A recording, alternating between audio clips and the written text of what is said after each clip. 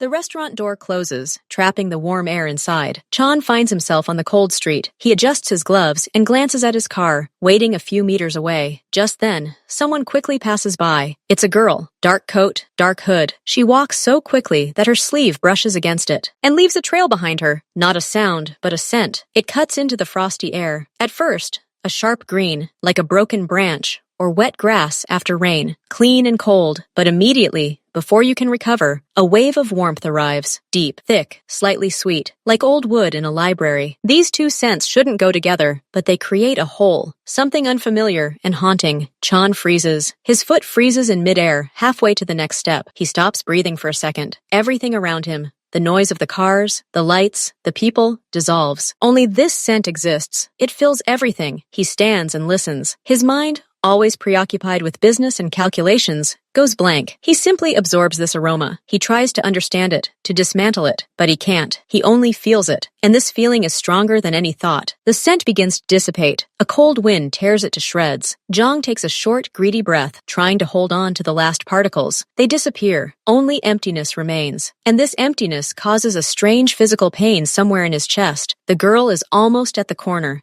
Another moment and she'll turn. The click inside him sounds loud and clear. This isn't a decision. It's an order given to himself. The smell must not go away. His body turns of its own accord. He forgets about the car, the driver. His legs carry him forward. His steps are long, quick, firm. He doesn't walk. He pursues. His gaze is glued to her back. She is the only dot in a blurry world. He picks up speed. His long legs easily close the distance. 10 meters. 5. He can almost hear the sound of her footsteps in the snow. His hand reaches forward of its own accord. Leah walks quickly. In fact, she's practically running. She's in a hurry. The evening with her friend dragged on, and she has to get up early tomorrow. She's wrapped in her coat, but the cold still creeps under the fabric. She thinks about a warm apartment, a cup of tea, a soft sofa. She thinks about the report she has to hand in tomorrow. Ordinary thoughts on an ordinary evening. She doesn't notice the man at the entrance to the restaurant. She walks past, lost in her plans. She doesn't smell her perfume. She's used to it. She doesn't know what it smells like in the cold. Leah just wants to go home. She reaches an intersection and stops. Her car is in the shop, so she needs to hail a taxi. She raises her hand and waves. She's lucky. Almost immediately, the yellow light comes on. The car changes lanes and pulls over to the curb. She doesn't look back. Why? The street is full of people. She opens the door and gets in. The inside smells of air freshener and old seat. She gives the address. "Let's go, please. Quickly," she says to the driver. The car starts moving and merges with the traffic. Leah leans back in the seat and finally relaxes. She pulls out her phone to text her friend that she's reached the taxi. She has no idea that someone is stalking her scent, like a hunter stalks prey. For her, this evening is no different from any other. Chan sees her hand fly into the air. He sees a yellow light. He feels his insides tighten. No. He makes one last dash, almost running, but it's too late. The taxi door slams shut right in front of him. He sees only her profile behind the tinted glass. She's looking at her phone. She doesn't even suspect it exists. The car drives away. It picks up speed.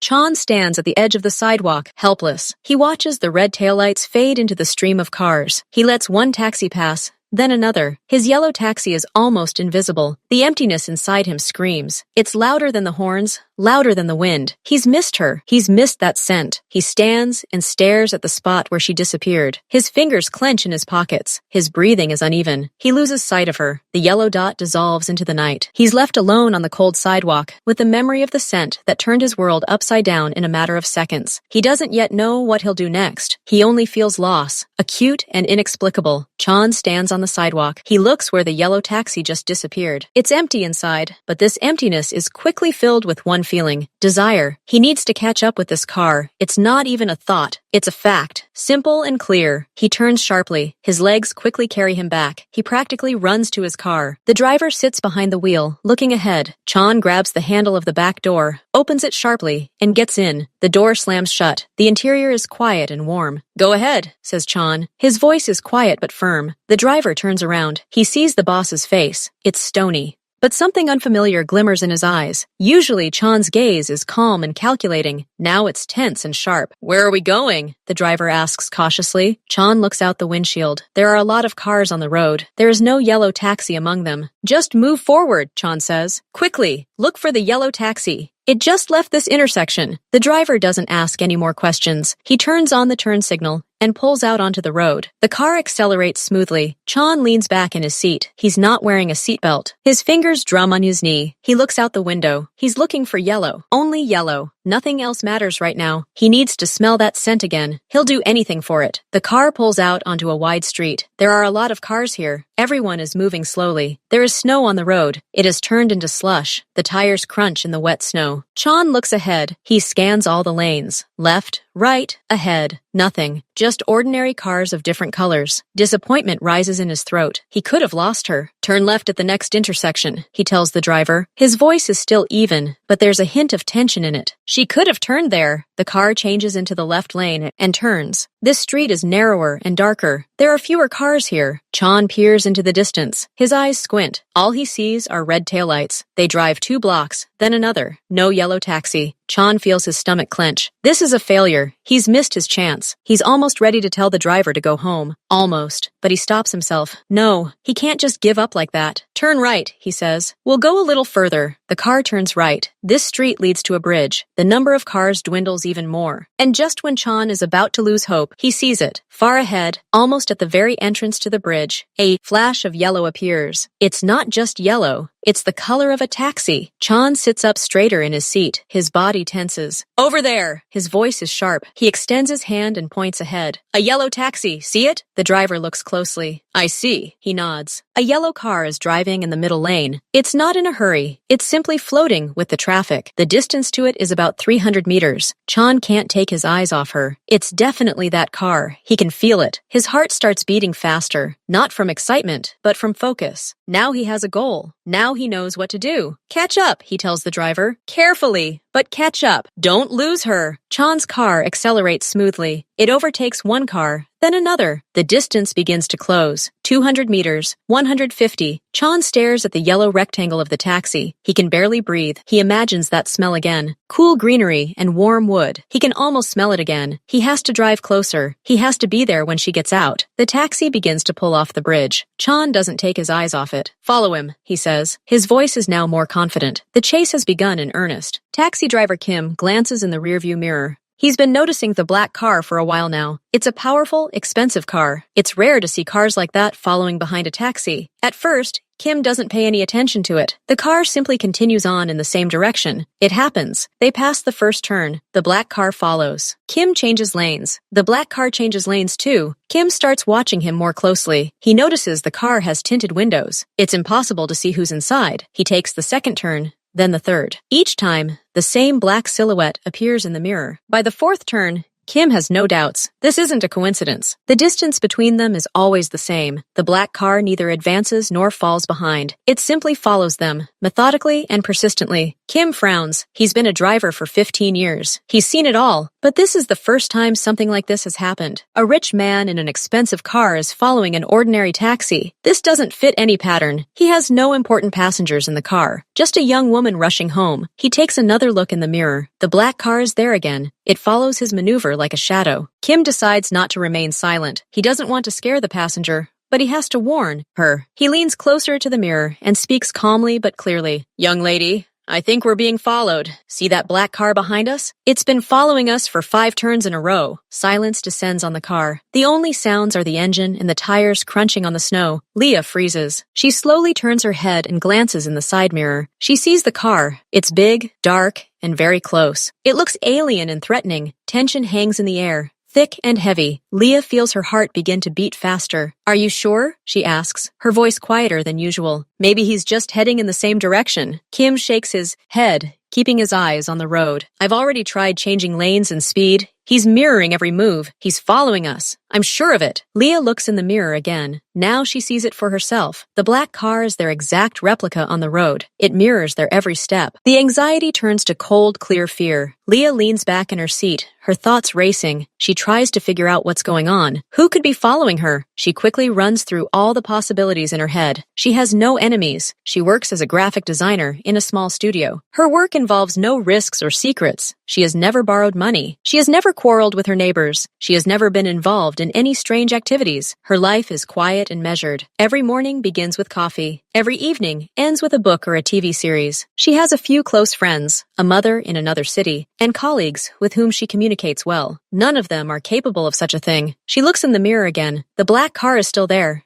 It hasn't disappeared. It doesn't lag behind. Maybe it's a mistake. Maybe they got the wrong car. But taxis are yellow. They're unmistakable. Maybe this is for the driver? She looks at Kimin. He looks calm and ordinary. He doesn't seem like the kind of person who would be chased on the road. She finds no answers, only questions. And with each question, the fear grows stronger. She's trapped in a moving car, with a stranger in a black car following her, and she has no idea why. The taxi driver's words hang in the air. Leah glances in the mirror again. The black car seems even closer. She feels goosebumps run down her spine. Her palms become clammy. She doesn't know what to do. The only thing that comes to mind is to run. Faster. Further. She leans toward the partition separating her from the driver. Her voice is quiet and breaks. Please, she says. Don't stop. Whatever happens, don't stop. I'll pay double for the ride. Triple. Just get away from him, please, she begs. She's never begged anyone like this. Her fingers dig into the skin of her knees. She looks at Keen with wide eyes. There's one question in them. Will you help? Kim hears the fear in her voice. He nods without looking at her. His face becomes focused. He glances in the mirror again at the black car. Then his gaze shifts to the road. He assesses the situation. A long straightaway lies ahead, followed by a sharp left turn. The road is covered in dense snow. The snow on top has already melted and turned into a dangerous slush. Normally, he would slow down, but this is not a normal situation. Hold on, he says shortly to Leah. He presses the gas pedal. The taxi's engine roars. The car jerks into action. Leah is thrown back into the seat. She grabs the door handle. They approach the turn at high speed. Kim's grip tightens on the steering wheel. He turns it carefully but confidently. The rear of the car momentarily loses traction. Leah hears the tires slide on the wet snow, making a short squeal. Her heart skips a beat. She closes her eyes, but Kim manages it. He skillfully steers the car, and they fly out onto the next street without slowing down.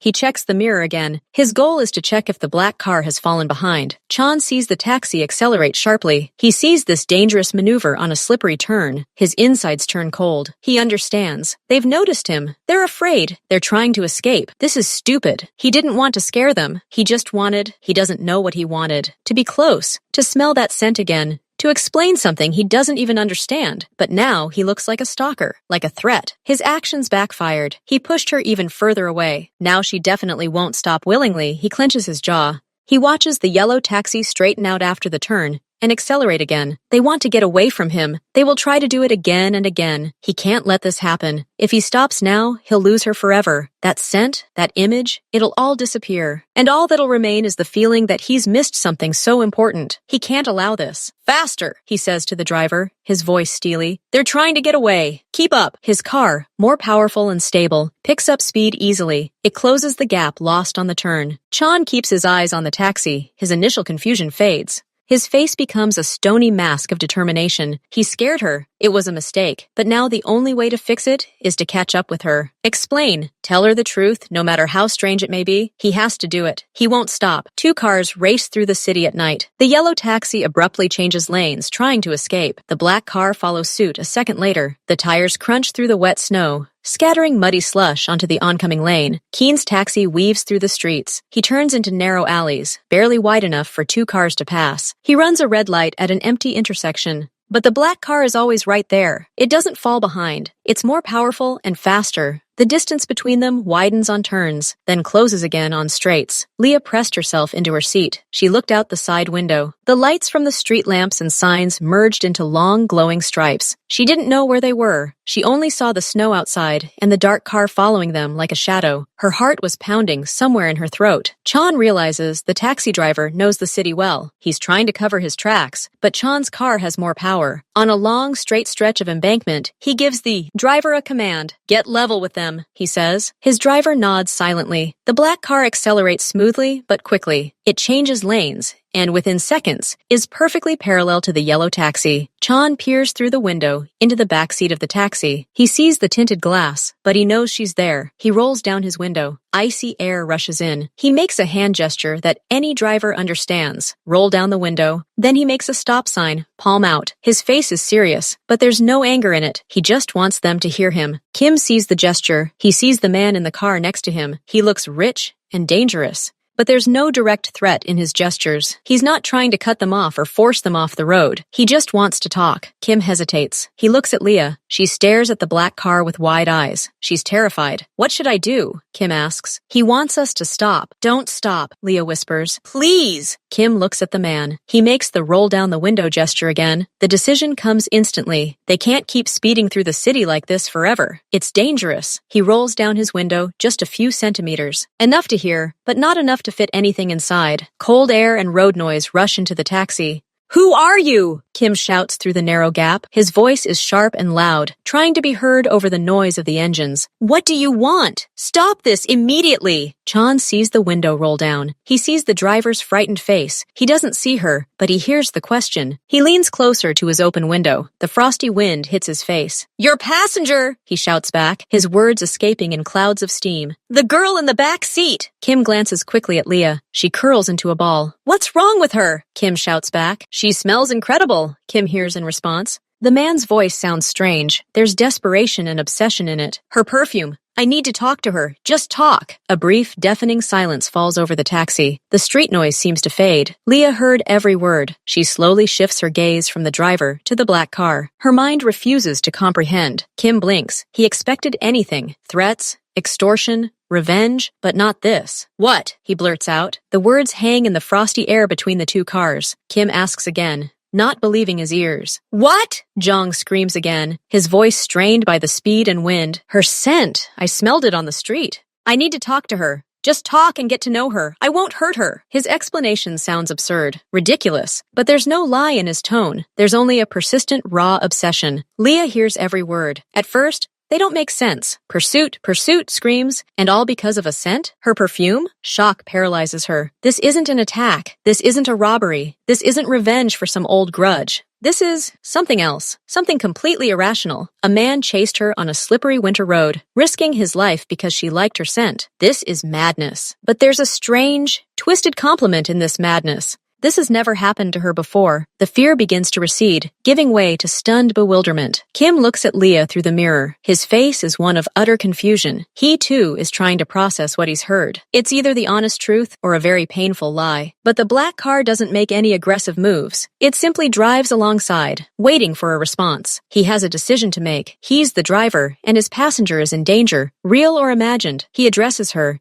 his voice softer but still tense. Girl, Kim says, you heard him. He wants to talk. Just talk. Do you agree? It's up to you. If you say no, I'll try to leave anyway. If you say yes, we can stop. He hands over complete control to her. Leah freezes. The entire world narrows to this choice in a moving car, under the gaze of a stranger from the window of a black car. Leah looks out the taxi window. She's looking straight at the man in the car next to her. Their gazes meet across the two windows and into the frosty void between the cars. She sees his face. It's tense. There's no smile, but she searches for and finds no malice or cruelty. Instead, she sees something else. A haunting, irrepressible sincerity. His eyes are wide open, filled with impatience and something dangerous in his persistence, but seemingly not physically dangerous. She glances at the driver. He's waiting. Her word will determine whether this frantic race will continue. Leah takes a deep breath. She's still afraid. This is stupid. This could be a mistake. But if she says no, this evening will turn into a nightmare of endless running, and if she says yes, at least it will become clear what he really wants. Curiosity and fatigue from fear take over. She nods slowly, first to herself, then to the driver. Okay, she says, her voice quiet but firm. Let's stop. Let's talk. Kim looks at her doubtfully, but he respects her decision. Are you sure? He asks one last time. Yes. Kim nods. He looks at the man in the black car and makes a quick gesture with his hand. Follow us. We'll stop. He doesn't want to stop right there on this road. Chan sees the gesture. A wave of relief almost knocks him off his feet. She's agreed. He immediately signals his driver to follow the taxi.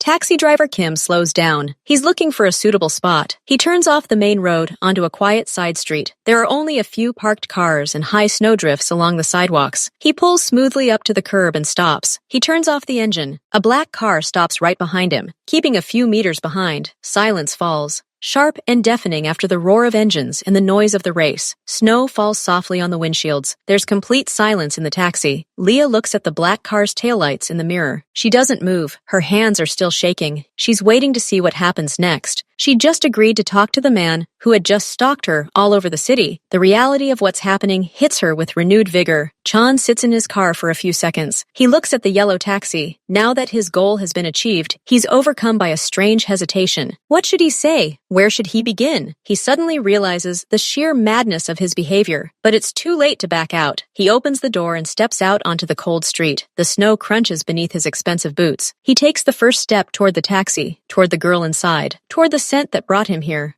The door of the black car opens. Chan steps out. He's tall, wearing a dark, expensive coat that fits him perfectly. Even in the dim light of the side street, it's clear he's a man from another world, a world of power and money. His movements are calm and confident. But when he closes the car door, his gestures are reserved. He doesn't make any sudden movements. He doesn't approach quickly. He gives her time to study him. He stands next to his car for a second, collecting his thoughts. Then he takes a few steps forward. He stops about 2 meters from the taxi, a respectful distance away. He looks at the tinted rear windows. He knows she's looking at him. Kim watches his every move in the taxi. He sees Jong approaching. He doesn't roll down the window. He waits. Chan understands this. He sees the driver waiting for him to make the first move. He takes another small step forward. He clearly sees his reflection in the dark glass. He doesn't see her. He leans in slightly to be heard better through the glass. His voice, when he begins to speak, is quiet and a little hoarse with effort. There is no command or threat in it, only embarrassment and sincerity. "Forgive me," he says, the words coming out on a cloud of steam. "Forgive me for that chase.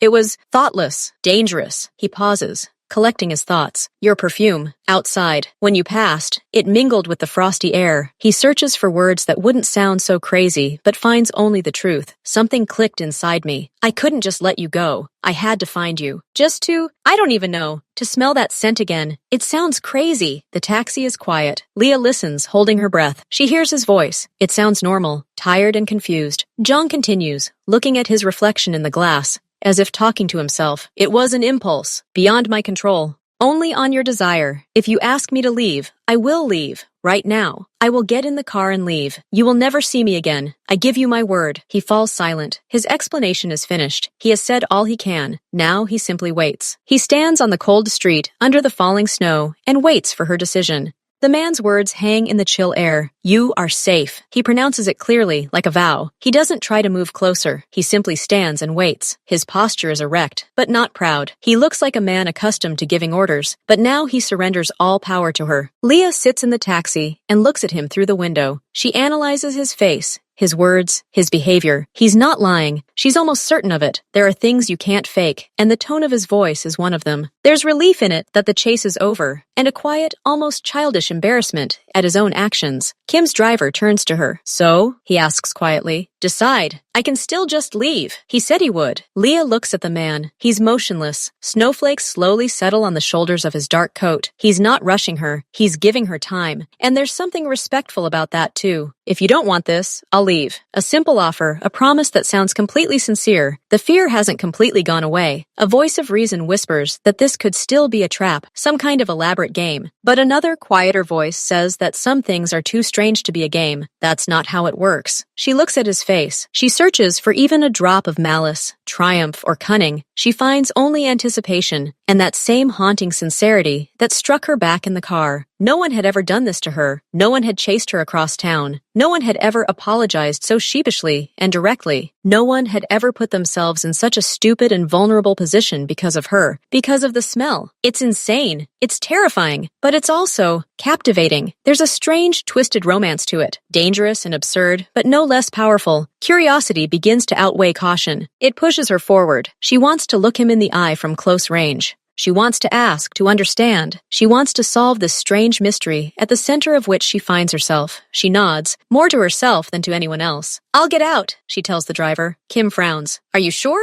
I can stay here, thank you. But everything seems fine. She doesn't even believe her own words, but her hand is already reaching for the door handle. She presses it. The taxi door opens with a soft click, breaking the silence of the street. Cold air rushes in, and she takes her first step out. Her legs tremble slightly as she steps onto the snow-covered asphalt. She adjusts her coat and closes the door. The sound seems incredibly loud to her. Chan notices movement and slowly turns his head. He watches her exit. He doesn't take a single step toward her. He lets her close the door, step away from the car, feel the ground beneath her feet. He gives her space. To me, now they stand facing each other. She's by the taxi. He's 2 meters away, by his car. Between them is a thin curtain of falling snow and an invisible wall of awkwardness and the improbability of what's happening. Leah takes a small step forward. She's no longer protected by metal and glass. She's completely exposed. She looks at him. Up close, he looks even more imposing and tired. His eyes study her face intently. And then it happens again. A gentle gust of wind blows from her toward him. The frosty air carries with it a subtle, yet utterly recognizable trail. That one, greenery, crisp and sharp, and immediately behind it, a deep, enveloping wave of warm amber. Mixed with the cold, the scent sounds even purer,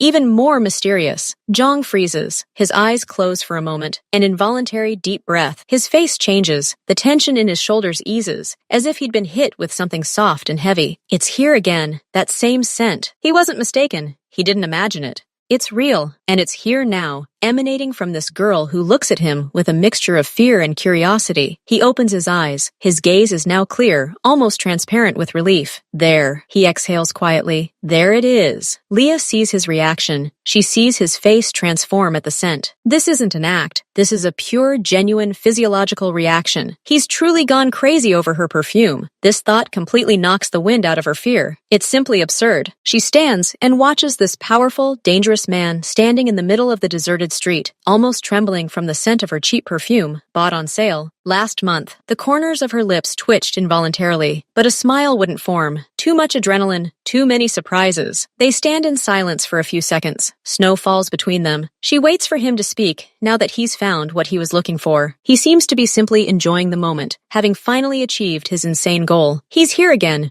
within this fragrant field, and now everything depends on what she says next. She watches his reaction. She sees his face soften at the familiar scent. Still not quite believing it, she asks the question that's been on the tip of her tongue since he shouted it through the car window. That's it? Her voice is quiet in the winter silence. Just because of the smell? You did this. This whole race took the risk? Just because you liked the smell of perfume? There's no mockery in her tone. Only pure, unadulterated surprise. She says it out loud, and it sounds ridiculous again, like a scene from a bad movie. But it's happening to her here and now, on a deserted street, and the man in front of her looks completely serious. Chan slowly opens his eyes. He looks at her. Now that the initial shock of the chase has passed, and the scent is back with him, he can find more precise words. No, he says calmly. Not just because of the smell itself. He pauses, choosing his words. His gaze drifts somewhere over her shoulder, as if he's reliving that moment on the sidewalk. Because of the image it created. An instant image. You were a silhouette in the snow, dark and fast. And that scent, it was the complete opposite. Complex, warm, alive. It didn't match the image. It exploded it. He looks back at her. It smelled like it could change your whole day, turn it upside down, and it did. He says it simply, without pathos, as a statement of fact. He doesn't try to sound poetic. He's simply explaining what was going through his head at that moment. It was a feeling of dissonance and promise at the same time, a silhouette that promised only coldness, but left behind a trail of warmth and complexity. Leah listens. She sees how he struggles to find the right words. She sees that he's uncomfortable, but he wants to be understood. His explanation is strange, but it comes from the heart. It's not a rehearsed speech. It's an attempt to convey to her the spark of the madness that has come over him. He smelled like he could change your whole day. These words touch something inside her. Maybe because her day, her evening, they really have changed, turned upside down. And now she stands here, shivering from the cold and the last of the adrenaline, listening to a stranger talk to her about smells and images. The fear finally recedes. All that remains is the strangeness of the situation and a budding curiosity about this man. His obsession was frightening, but his sincerity is now disarming. The corners of her lips twitched involuntarily. It wasn't a smile yet, just a shadow of one, a skeleton. But her eyes softened. The tension gripping her shoulders eased a little. "You realize this sounds a little crazy?" she says, and for the first time, a hint of something other than fear appears in her voice. A faint, barely perceptible thread of irony or acceptance. Chan sees the change in her face. He sees the shadow of a smile touch her lips. He feels a weight lift from his soul. She doesn't scream. She doesn't run away. She's still here, and she's asking. "Yes," he nods, and something like a tired smile flickers in his eyes. "I understand that, completely, but that doesn't change what happened." They stand and look at each other. The frantic pace of the chase has given way to this motionless, snow-covered pause. The ice of fear and mistrust that had frozen everything from the very beginning has shown its first crack. Crazy, inexplicable, but made. She turns to the taxi. Driver Kim is watching them through the windshield, his face a wary, confused expression. She goes to the front window. Kim rolls down the glass. "Everything okay?" he asks first, his gaze quickly sliding from her to the motionless figure standing there, to Chan and back. "Yes, I think so," Leah replies, and there's genuine relief in her voice. Thank you so much for listening to me, for trying to leave, for staying." She opens her bag and takes out her wallet. She takes out a sum several times greater than the amount shown on the counter and hands it to Kim. "Please, take this. And I'm sorry for the stress. I didn't expect this myself." Kim looks at the money, then back at her. He slowly takes the bills. "Are you sure you'll be safe?" he asks one last time, lowering his voice. "I can stay, follow you from a distance. No one will know." This concern touches her. She shakes her head and, for the first time, smiles truly, albeit weakly. "No, everything's fine. He's strange, but not dangerous, I think. Thank you again." Kim looks at her, then casts an appraising glance at Jong, who continues to stand at a respectful distance, not interfering with their conversation. This gesture, non-interference, probably convinces him most of all. "Okay," Kim sighs. "Take care. Good luck." He rolls up the window and starts the engine. He nods at her through the glass again. The yellow taxi pulls smoothly away, its tires crunching softly on the snow. It slowly pulls away, reaches the corner, turns, and disappears from view. The red taillights dissolve into the white shroud of falling snow. Chan signals his driver. The black car quietly starts, turns around, and drives off in the opposite direction, disappearing into the night as silently as it arrived. Now they are completely alone. A quiet side street, blank walls of houses, snow-covered roofs of cars, and silence, so complete that you can hear the snowflakes falling and the beating of two hearts, one still rapid from the fear it had endured, the other still quickened by a strange, achieved relief. Leah stands in one place, turning around, looking in the direction the taxi disappeared.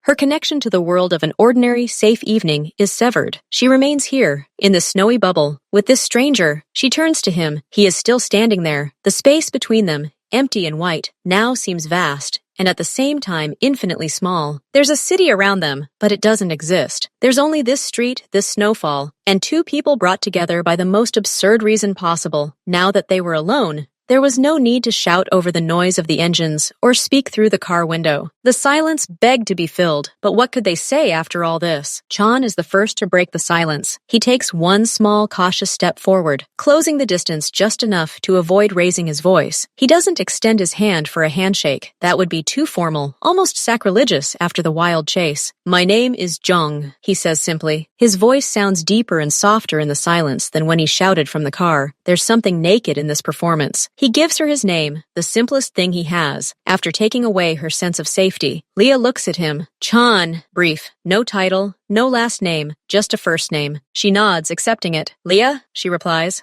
Her own name sounds strange in the cold air, as if she's imagining herself anew. Not the Leah who ran to the taxi, but the one who stands here now, making this inexplicable choice. "Leah," he repeats. He says her name slowly, as if tasting it, comparing it to the image and scent that haunted him. He seems to like it. It fits. There's another pause, but it's not as tense. You were very scared," he says. It's not a question. It's a statement. There's confusion in his voice again, and that same genuine annoyance. "Yes," she admits honestly. I didn't know what to think. The best case scenarios seemed bad." "I'm sorry," he says again. The word seems hard for him, but he says it. I would like to have started this differently," she shrugs, the movement finally relaxing a little. "It would be hard to imagine a more effective way," she remarks, the same weak, tired irony slipping back into her tone as before. The corners of his lips twitched, almost a smile. "I guess." He looked around at the snowy street. "It's very cold here, and I need to apologize again. I don't have a proper explanation.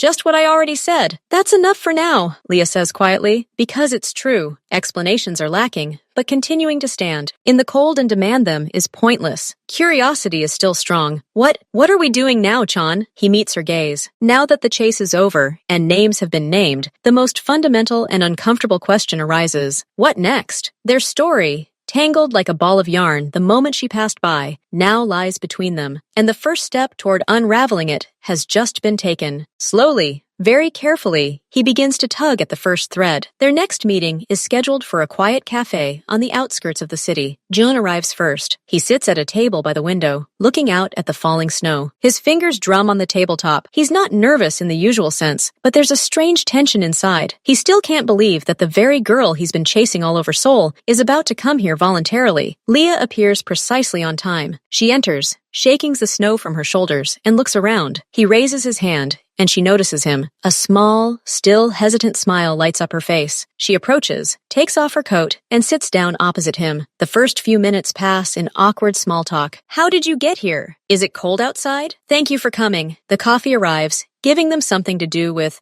their hands. I kept thinking about that day, Jong finally says, putting down his cup. He looks not at her, but at his drink. About that smell. I didn't even ask what kind of perfume it was. I'm afraid my behavior has discouraged anyone from sharing such details. Leah shakes her head. Now, in a calm environment, she looks different. Not scared, but rather thoughtful. It's not exactly perfume off the shelf. She begins carefully. She plays with the handle of her mug. I created it. Chan slowly looks up at her. There's confusion in his eyes. Created it? Yes. I create fragrances. I'm a perfumer. Or rather, I'm still learning, working in a small studio and making things for myself. That scent? It was my experiment. A mixture I put together for myself that evening. I was testing it. He freezes. The information processes in his head. All this chaos, this entire chase, because of an experimental, homemade scent? The thought simultaneously makes the story even more absurd and gives it a strange, almost mystical depth. You created this? He asks again, his voice filled with genuine amazement. That smell, the greenery, the cold, and then the warmth. You collected all of this? She nods, and a sparkle lights up in her eyes. The same one you get when you talk about your life's work. Yes, I was trying to capture the moment, the transition, the first frost, when you still remember the smell of autumn grass, but you already sense something different, deep, like a promise of warmth somewhere inside, even if it's cold outside. It's hard to explain. You explained it, Chan says quietly. That's exactly what I felt. Only, I didn't know what to call it. For me, it was just a shock. They fall silent. The barrier of awkwardness between them begins to melt, like snow outside the window. The conversation shifts to her work. She talks about essential oils, notes, how scents form chords. He listens with unusual attention. His world is numbers, power, quiet threats. Hers is made up of scents, images, and subtle emotions. It's so far removed from everything he knows. So it was a unique scent? He asks later, as they order more coffee. In a sense, I had the exact same mixture left. I didn't pour it out. After that evening, it became associated with something too intense. Chan looks at her, and a strange expression appears on his face. A mixture of regret and that very same obsession. Too bad, he says simply. They talk for about another hour. About themselves, about life, about coincidences.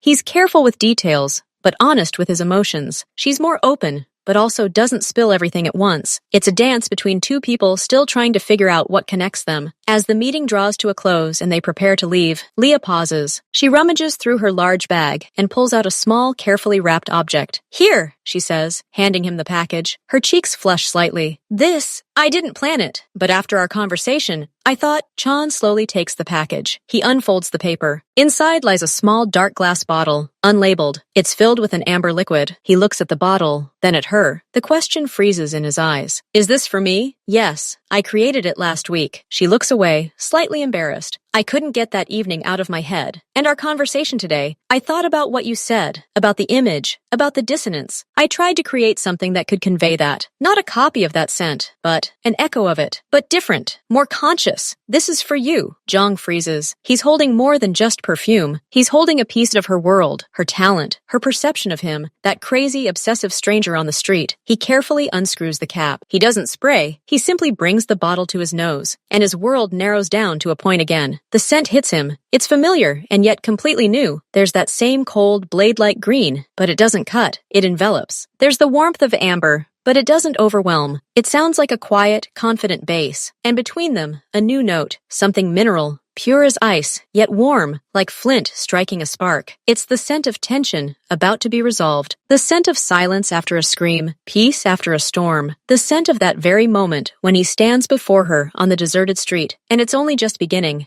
He can't utter a word. He just stands there, eyes closed, inhaling the scent created especially for him, for his madness, for his obsession. She didn't reject it. She turned it into art. "Leah," he finally says, his voice hoarse. He opens his eyes. This is incredible." She watches his reaction, and her confusion gives way to relief, and then to quiet joy. "Do you like it?" "It's more than like," he says honestly. He looks at the bottle again, as if it were the most precious thing he's ever owned. "Thank you." I don't know what to say." "Don't say anything," she smiles. "And this time it's wide and genuine. Just wear it, whenever you want." He nods, still unable to tear himself away from the bottle. Then, carefully, almost reverently, he screws the cap back on and places the bottle in his inside jacket pocket, right next to his heart. They walk outside together. It's still snowing. He walks her to the taxi, but this time it's different. No chase. No fear, just two people in the snow. "Can I call you?" he asks before she closes the door. "Yes," she replies. "Call me." The taxi drives away. Chan stands on the sidewalk. His hand instinctively reaches for his pocket, where the bottle lies. He feels it through the fabric. He doesn't inhale the scent again. He simply knows it's there, that it exists, that it was made for him. He turns and walks toward his car. His steps are slow and steady. A storm of emotions rages within him, but his face is calm. He had found more than just a scent. He had found the one who created it, and that someone had given him an entire world, packaged in a small glass bottle. Their story, which began with a wild chase, had now taken a new, unexpected turn, and he felt like this was only the beginning. That bottle becomes his secret. Zhang doesn't use it right away. He keeps it in his desk drawer, next to the documents that decide the fates of people and businesses. Sometimes, in the middle of a tense conversation, or while studying a dry report, his hand automatically reaches for the drawer. He opens it without removing the bottle, simply touching the glass with his fingers. The cool smoothness takes him back to that snowy street. The scent doesn't escape from the bottle, but he knows it's there. This knowledge acts as a calming anchor. He calls her 3 days later, not because he'd chosen a deliberate pause, but because he was afraid of seeming intrusive again. His voice on the phone sounds a little tense. He suggests meeting again, not at a cafe, but just for a walk. "If you're not afraid, of course," he adds, and his tone carries that same tired irony she's already begun to recognize. They meet in a large city park, which in winter turns into a white, almost deserted expanse. Snow crunches underfoot, and their breath turns to steam. They walk side by side, and at first, conversation is difficult. The shadow of that first meeting still hangs between them. But then Leah asks, "Have you tried it?" She means the perfume. Zhang shakes his head. "No, I carry it with me, but I haven't used it. I think I'm afraid that when I apply it, something will change, set in.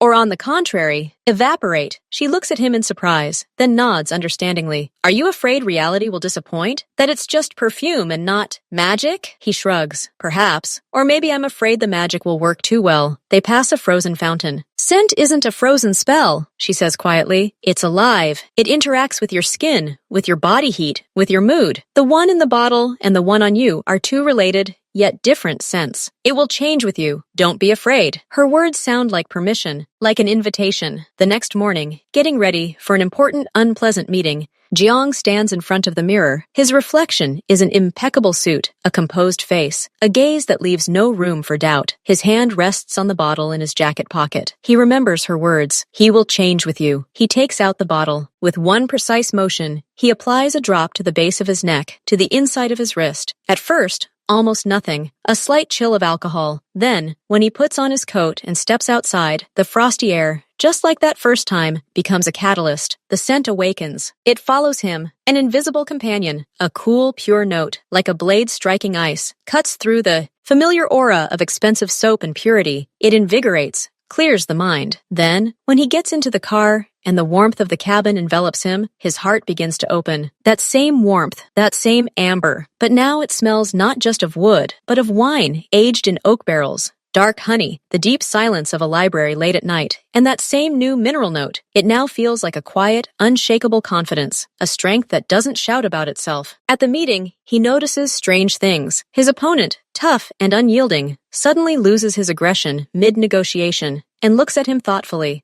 Chung himself feels an unusual clarity. He listens not only to the words, but also to the intonations, seeing the hidden fears behind the feigned bravado. He makes a decision that seems illogical from the standpoint of immediate gain, but strategically flawless. And when he stands to end the conversation, his opponent, shaking his hand, suddenly says, "It's been an unusual pleasure doing business with you today." All day, the scent lives its own life on his skin. By evening, almost nothing remains of the cold mineral beginning, only a soft, warm, almost leathery trail. Mingling with his own scent, it becomes something personal, intimate, a trace that belongs only to him, but was created by her. He writes to her in the evening, briefly, "You were right, he's alive, and he changed my day." A minute later, a reply comes, "Will you tell me tomorrow? Over coffee?" Their meetings become ritual, once or twice a week. They talk about everything and nothing. He tells her about the world of business, in increasingly inventive metaphors, trying not to immerse her in daunting details. She tells him about smells, about the first spring rain on asphalt,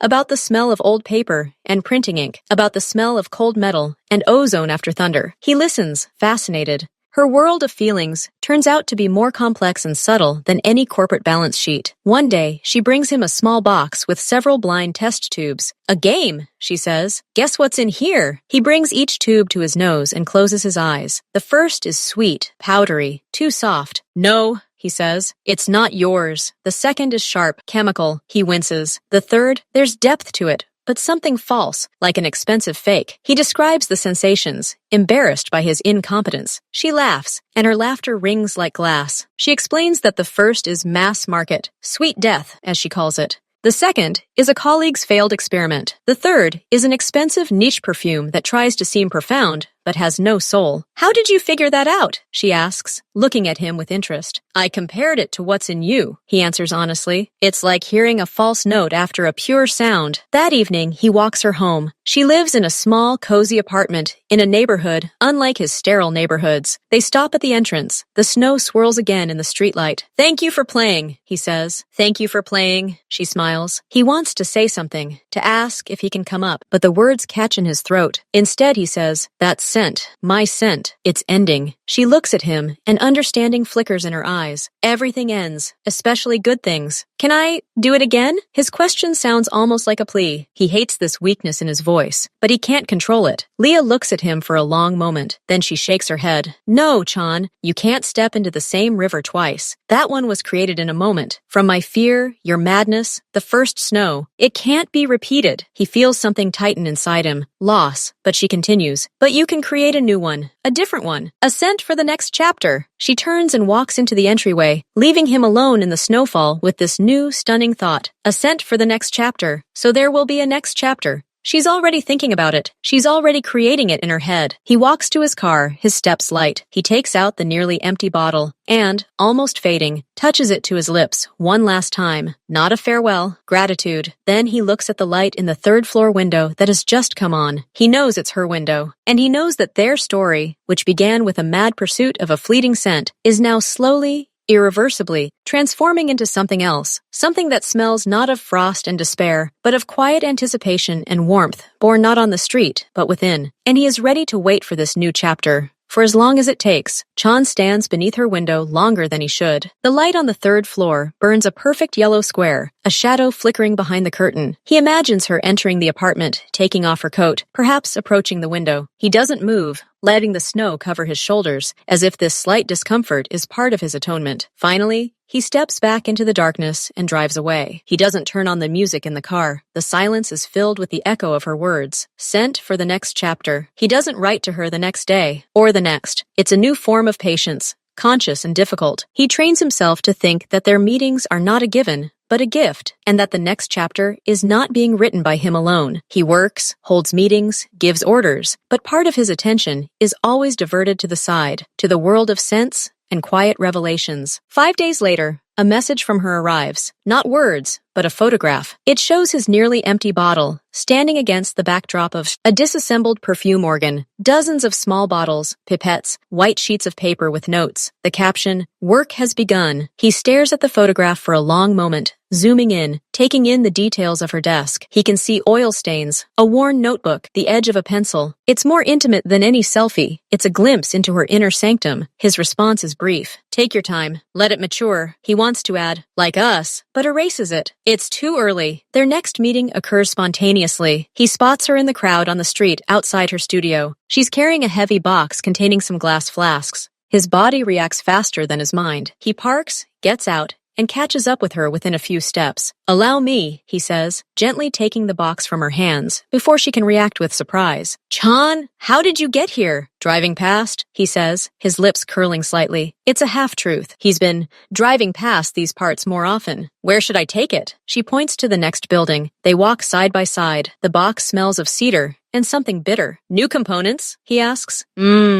She nods, looking for that perfect chord, the basis for a new chapter. So far, everything that comes out is either too beautiful or too sad. What should it be like? He holds the heavy glass door open, letting her go ahead. She thinks, walking up the stairs ahead of him, sincere, unadorned, but not heavy either, like an honest conversation in the early morning, when it's still dark, but no longer scary. He carries the box all the way to her studio, a small room lined with shelves, the air thick with 1,000 intertwining scents. It smells of life in its most concentrated form. He sets the box on this table, his gaze falling on a nearby notebook of sketches, handwritten among chemical formulas and note names, cold steel and warm skin, trust. Silence between words. He looks away, as if he's seen something too personal. She follows his gaze and blushes slightly, covering the notepad with her hand. "These are just work notes." "I know," he says. And then, more seriously, he adds, "That's a good thing." They stand amid the scents, and the tension between them changes its nature. It's no longer from fear or awkwardness. It's from proximity to the creative process, to the core of her being. He feels like he's been allowed behind the scenes. "I'm in the way," he says, taking a step toward the exit. "No," she stops him. "You're not. Shall we have some tea?"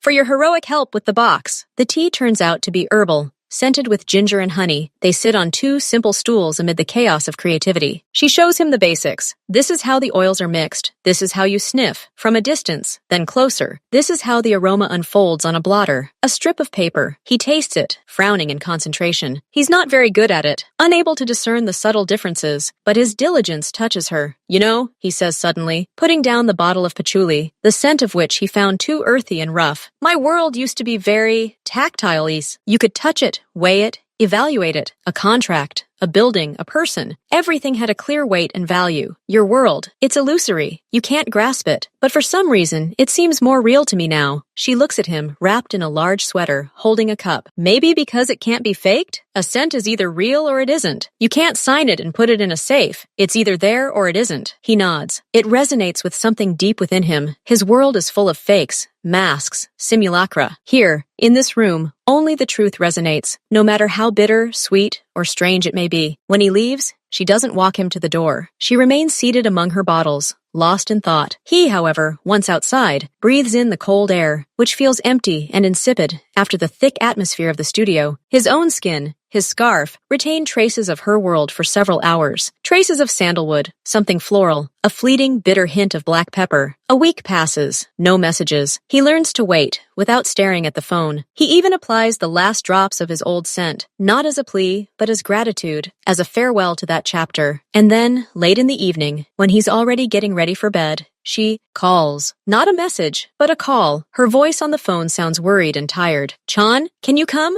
Not tomorrow. Now." Did something happen? His body instantly tenses, his mind immediately conjuring up alarming pictures. "No, everything is fine. It's just, I need a nose. My own is already deceiving me, and I can't wait until the morning." He drives through the city at night, breaking all his own rules and schedules. He doesn't even ask why him, why his nose. He just drives. She opens the studio door. She's wearing old jeans and a t-shirt, her hair pulled back into a messy bun, and there are shadows under her eyes from fatigue, but her eyes are shining. "Sorry for the hour," she says, leading him inside without preamble. 3 identical, unmarked bottles sit on the table in front of the organ. "I made 3 versions of the foundation. I can no longer tell them apart. I need a fresh, pure look, the most honest one. Just tell me which one resonates." He understands. He is a test, Not an expert, but a humming string that must respond to the right chord. It is an act of immense trust. He silently approaches the table. He takes the first strip and brings it to his nose. He inhales. The scent is pleasant, but safe. Something like expensive cologne. He puts it aside.